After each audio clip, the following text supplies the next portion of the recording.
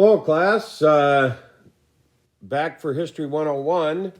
This is going to be lecture number 9 for History 101. And just a little review on where we left off. We're talking about the Articles of Confederation, that first system of government that existed in the United States from 1781 until 1788.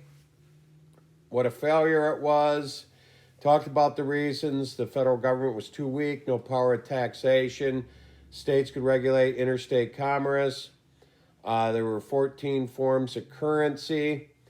And there was also a bond crisis because the United States government had issued millions and millions of dollars worth of bonds during the Revolutionary War. And a lot of those were issued to France. And when they came due in the mid-1780s, some of them were 10-year bonds, we only had enough money in our coffers to pay 25 cents on the dollar. So if you tried to cash in a $100 bond, which you probably, make it simplistic, 10 years ago paid $50 for, and you expected to double your money, instead you were given the sad news that it was only worth $25, so you're losing half of your investment. And obviously the French government wasn't about to put up with that. So in response, they cut off all of our international credit to the government and to individual Americans.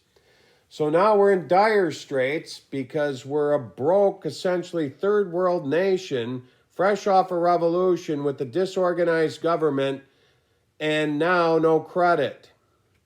So things are really getting bad. But there's one thing before we talk about how we sort of pull out of this and get to a different type of government. One thing that was actually good happened during this period of the Articles of Confederation, was passed by the one house legislature that existed, the Continental Congress, and that's the Northwest Ordinance of 1787. Now, what this law did was, if you take a look in your book on page 167, you have a map there showing the old Northwest Territory. Back in this day and age, remember the United States was essentially everything east of the Mississippi River with the exception of Spanish Florida. So the northwest of the United States in the 1780s was the Great Lakes region. And now today we refer to it as the Old Northwest because we have a new Northwest, which is the Pacific Northwest. Now, after much wrangling, it was decided that the federal government controlled this area, not individual states were making claims to it. So the federal government started to divide it up and sell it to raise revenue. It was its only source of raising revenue was the sale of this federal land in the Great Lakes region. Now, since this meant that they were going to sell this land and people would start moving there, they had to come up with some system of governance there. So they passed the Northwest Ordinance 1787. And one of the most important parts of this was it sort of had a forerunner and a miniature version of the Bill of Rights for the citizens that moved there that they would live under, because there were no organized states there and wouldn't be for quite some time. Because as we'll find out, settlement there will come at a snail's pace, which I'll explain in a minute. But in this miniature Bill of Rights, it guaranteed all Americans who moved there a trial by jury and a jury of their peers, written down in the laws that govern that entire region. It also guaranteed them due process of law for other things such as taking away a property or land or whatnot. And probably the most important part of individual rights, it guaranteed freedom of religion. What happened during the early colonial times was still on their minds, and they didn't want groups of, religious groups to pack up and move out there like the Pilgrims and the Puritans and others did, and try to create their own new religious territories or states. So all religious practice was guaranteed, complete religious freedom. But by far the most important aspect of the Northwest Ordinance was that this entire region would be free of slavery. No slaves were allowed, period, in the Great Lakes region. Unlike the rest of the country, slavery was legal in all 13 states at one point or another, including the state of New York. It wasn't until the 1820s, mid-1820s, that we eliminate slavery once and for all. The first state to emerge that was completely slave-free from its origins was Vermont when it became a state in 1791. So this was really groundbreaking for its time, but it also shows what an issue slavery had already started to boil into. So the Northwest Ordinance was the shining star of the Articles of Confederation.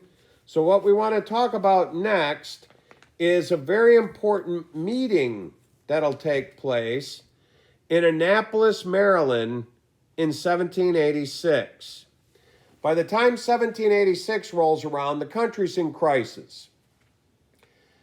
No industry's being built because of all these crazy interstate laws, and everybody thought it'd be a time of flourishing industry since we weren't able to under colonial rule. The economy's falling apart. We can't pay off the bonds. We got this crazy currency crisis going on. And even people who are thinking about moving to the Northwest Territory can't because it's too dangerous, as the British still own forts out there that we'll talk about later and are riling up Native Americans to attack early American settlers. And the United States can't do anything about it because we're so broke we don't even really have an army anymore. So the Continental Congress calls for a special convention to be held in Annapolis, Maryland in 1786, and each state is supposed to send a delegation to it. And the purpose of this convention is to try to reach an agreement on interstate commerce and get rid of these state-to-state tariffs that exist in an effort to kickstart the economy. So what's going to happen here is the meeting's called to order in the summer of 1786.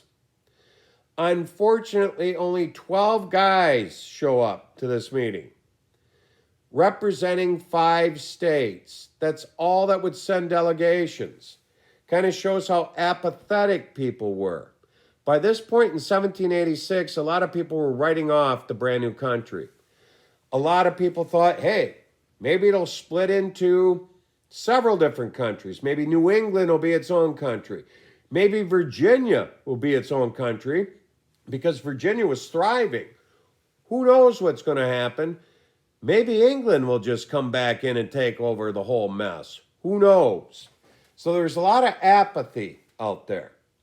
Now, luckily, 2 states did send delegations that'll become very important. New York and Virginia. And 2 of these delegates representing those respective states will become real, pioneers in leading the nation into reforming and ultimately adopting the United States Constitution. The 2 individuals I'm referring to are Alexander Hamilton from the state of New York and James Madison from the state of Virginia. Hamilton and Madison take time out of their busy schedule to attend this meeting, and the 2 hit it off immediately.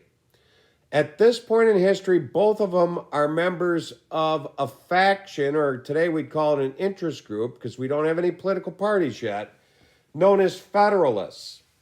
And they believe that the solution to the problems we're experiencing under the Articles of Confederation is mainly due to how weak the federal government is. And the only real bottom line solution is to create a brand new government with a much stronger federal government where the states are sort of second tier like today. So they start talking about the problems. The first thing that they agree upon is there's nothing they can do with 5 states just being represented. Because one quirky part of the Articles of Confederation was any changes made to that document had to be approved by all 13 states unanimously. Otherwise, it didn't pass. So with only 5 states there, they know there's nothing. They come up with the greatest plan in the world, but one state would vote against it, and that'd be that. So, but since they all took the time and trouble to be there, they decided to talk about what the heck's going on. How do we fix this thing? And luckily, all 12 guys are Federalists, so they're going to agree. And it's pretty easy to them. They sort of start envisioning what the Constitution will be. We need a strong federal government with the power to tax. We need a unified currency system. We need to pay off those bonds. We need to change everything. But they can't do it. So they start talking about this and how could they do this? How could they accomplish this? And all of them point out they all have friends who are Federalists in some of the states that didn't bother to send delegations to this meeting that they could contact if maybe a future meeting would take place. And they'd get them to show up. And so basically what they're talking about in modern terms is they're going to network. Now also they decide to really show as an example how important this meeting is going to be if they're going to have a future meeting. They need to get the most important person in the United States at that point in history to come out of retirement and attend the meeting. And that's George Washington. George Washington in 1781 had delivered a farewell address to his troops in New York City and had retired officially. He went back to Mount Vernon and started running his plantation, which had really started to become run down in his absence, and once again was a farmer in Virginia, retired from public service. So Hamilton and Madison agreed that those two would go to Mount Vernon and talk George Washington into attending the next meeting that was going to happen. Now, the reason why they felt confident they could secure his attendance is obviously Hamilton knew him very well. Hamilton was his aide-de-camp throughout the entire Rev War, his top junior officer, and Washington almost felt like Hamilton was the son he never had. Hamilton was an orphan from the Caribbean, and Washington did indeed treat him like a son. James Madison was also a farmer from Virginia and lived upstream on the Potomac from where Mount Vernon was and knew George Washington. So the two of them agreed to go there and convince him to attending the next meeting. But first they had to get the next meeting approved. So they go back to the Continental Congress and report on what happened at the Annapolis Convention that summer. And they give the unfortunate report that due to lack of attendance, nothing happened. And they go on to point out that the people that did attend were interested in trying to give it another shot and have a meeting the next summer in 1787. But let's broaden the focus of what we're going to talk about, not just the state-to-state tariffs or interstate commerce. Let's talk about a whole host of problems. Maybe that'll bring in more people. So, the Continental Congress agrees and schedules another convention to take place in the summer of 1787, this time in the nation's largest city, Philadelphia. So, the stage is set for the Philadelphia Convention, which, as we'll find out if you already didn't know, will become the Constitutional Convention of 1787. But now the Federalists have their work cut out for them to make sure this convention works. They need to network with their buddies, get them to show up, but the first thing, they have to prove to them how important it is. So Hamilton and Madison go to Mount Vernon, and they successfully talked George Washington into coming out of retirement to attend this meeting, even though Martha didn't really want him to. Now, what they did to really convince him, Madison had already been working on a draft of what will become the U.S. Constitution.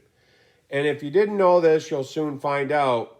The father of the Constitution is James Madison. Most of it was written by him, at least the rough framework, certainly. So they show it to Washington. They show him there's this brand new position that didn't exist under the Articles of Confederation, the presidency. And they pointed out that obviously if this government does come about the way that Madison and Hamilton envisioned it, he would be the perfect first president. Now, Washington decides that he'll attend. But one thing you got to realize, he's taking a big gamble here. He's retired. He's been retired since 1781. If he didn't do another thing, if he didn't come out of retirement, his place in history was already set. He was the hero of the Revolutionary War, the patriot that led us to victory. Now, let's say that he, which he does, agrees to attend this convention, does become the first president, and this brand new system that Hamilton and Madison have designed ends up being as big a failure as the Articles of Confederation. That would be a big black mark on Washington's reputation. So you really got to hand it to Washington, coming out of retirement to become a public servant again and risk his whole reputation on what Hamilton and Madison had dreamt up. So, before we get to the Philadelphia Convention the next summer, another very important thing happens in between the two conventions. And it's an event that Hamilton and Madison and the Federalists couldn't have staged any better than the way that this will play out. And the event I'm talking about, and this is covered in your book on page 169, is Shays Rebellion. Now, Shays Rebellion occurs in western Massachusetts in 1786. Here's what's going on. The economy is crashing in America because of the Articles of Confederation. And typically when the economy takes a downturn like that, some of the first people to suffer the effects of it are farmers. Nothing much changes. So farmers in western Massachusetts are losing their farms to the banks. They've taken out loans to buy their farms, and they can't make the loan payments, so the banks are foreclosing on them. Now, they are losing their farms. The economy in Massachusetts is one of the worst of any of the 13 states. And the way that it worked back in this day and age is banks in Boston and New York City held the mortgages on these farms. In order for them to foreclose on a farm, they would have to send a bank attorney out to a courthouse, a county courthouse in the county in Western Mass where the farm existed. They'd have to have a court hearing. They'd have to show the mortgage agreement and show how Farmer X hadn't made a payment in 4 or 5 months, which violates the contract of the mortgage and allows for the bank to then take the property back or foreclose on it. The judge would look it all over. Then he would issue an order of foreclosure. This issue of an ordering of foreclosure would then be handed over to the county sheriff, who would take it out to the farmer, deliver it to him, and that would give him 30 days to vacate the property so the bank could take it over or foreclose on it. So, this rebellion, led by Revolutionary War veteran Daniel Shays, is sort of a common sense type rebellion. He and a bunch of his farmer friends most of which were also Revolutionary War veterans, grabbed their guns and took over 3 county courthouses out in western Massachusetts. And they blockaded the courthouses and wouldn't allow any court activities to take place, namely foreclosure hearings. So lawyers representing banks went out to these county courthouses out in western Mass, and they were turned away at gunpoint and told to go back where they came from. There'd be no foreclosure hearings in the near future. So they go back and report to the banks who they work for and tell them, well, for the time being, foreclosures are impossible. There's been an armed takeover of the courthouses out there. So the banks obviously aren't happy. They're going to go to the Massachusetts government and say, hey, haven't you heard there's a rebellion out in the western part of the state? You need to send the state militia out there to take back the courthouses. The state of Massachusetts said, what state militia? We're so broke we disbanded them a couple years ago. We don't have one. So the bankers then go to the federal government and say to them, have you heard? There's a rebellion in western Mass. They've taken over the courthouses. What are you going to do about it? And the federal government says at this point, there's nothing we can do about it. We've disbanded the military. We don't have an army large enough to go out there and take it back.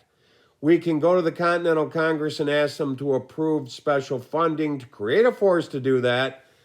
So let us see what we can do. They try to, and what do you suppose the delegations from Georgia and the Carolinas and so forth have to say about spending money to raise an army to put down a rebellion all the way up in western Massachusetts? They say, no way. Let Massachusetts take care of its own problems. We would. And this shows another underlying problem with the Articles of Confederation. There's no such thing as national interest. Everything is state by state by state interest. What's good for our state is first. If it's good for the country too, that's great. If not, oh well. So they report back to the banks and say, sorry, they turned it down. So here's what the banks do. They hire mercenaries and raise their own army. They pay these guys. They go out and break up the rebellion. And it's not pretty. People die. And in the end result, this event is perfect ammunition for Hamilton, Madison, and the Federalists' argument to change everything. Because let's think about it. First, let's think about it from the bank's perspective. A lot of people don't realize that foreclosing on a piece of property is the last thing a bank wants to do. They lose a tremendous amount of money by doing that because they have to hire attorneys, then they have to take the property back, then they have to try to sell it, typically in a depressed economy, for less than what they lent for it. They lose money time and time again. They want everybody who gets a mortgage on a piece of property to make all the payments with interest on time. That's how they make money, not by foreclosing. So this was a losing adventure to the bankers to begin with. Then on top of it, they had to hire an army to foreclose. A double loss. So they weren't happy. Now, let's think about it from another perspective. I suppose I'd call it the civil libertarian perspective. Do we want banks that have armies at their disposals? I would argue not, and so would most Americans. Because today we'd have this sort of situation.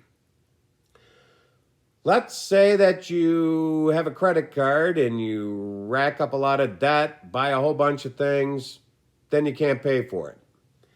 What happens today is you'll get a bunch of nasty phone calls from your creditors wondering when you're going to make your next payment on your credit card and so forth.